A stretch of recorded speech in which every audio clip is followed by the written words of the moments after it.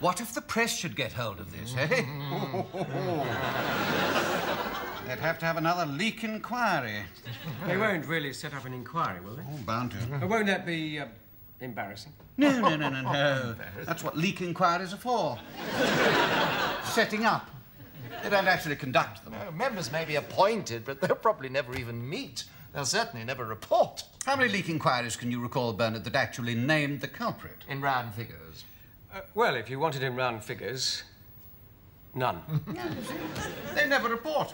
If the culprit is a civil servant, it'd be unfair to publish. Politicians are there to take the rap. If it was a politician, he still can't publish it because he'll disclose all the other leaks he knows of by his colleagues. But chiefly they can't publish because most leaks come from number 10. The ship of state, Bernard, is the only ship that leaks from the top. So, if the problem is a leaky PM, as in this case, the facts are difficult to get at and impossible to publish if you do. May I remind you, Minister, that gentleman from the press is waiting to see you. Ah, yes. Oh, well, I'll leave you then, Minister Schneck. Oh, Humphrey. Minister? Have you got another copy of these new proposals? Of course. There. Because I'm awfully absent-minded, you know. I'm always leaving documents lying around. Forgetting where I've put them. I do understand, Minister. Another leak. This is extremely serious. Yes, Absolutely. This is almost approaching a disciplinary level. I do so agree, don't you, Humphrey? Oh, yes, indeed, Minister. If only we could find the culprits, it would be a most serious matter for them. Perhaps I can help there. I think that if I were to use my influence, I could achieve a disclosure from the Times of how they got hold of your original transport plans. Oh? Really?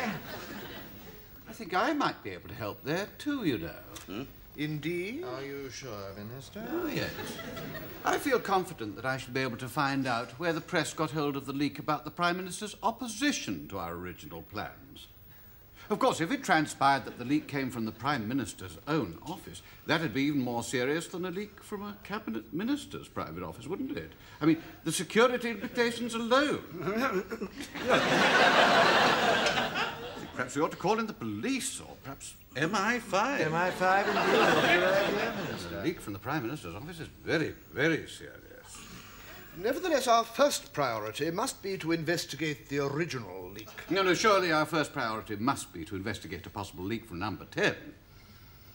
At all events, the inevitable public outcry after all these leaks is going to make it awfully difficult for us to formulate an integrated national transport policy within the DAA.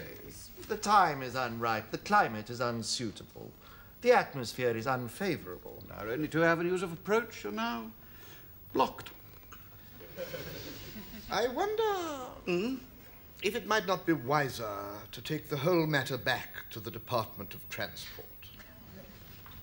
Now, that, Arnold, is a brilliant idea. I wish I'd thought of that.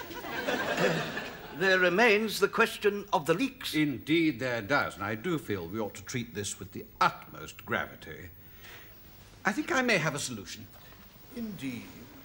Will you please recommend to the Prime Minister that we set up an immediate leak inquiry? Yes.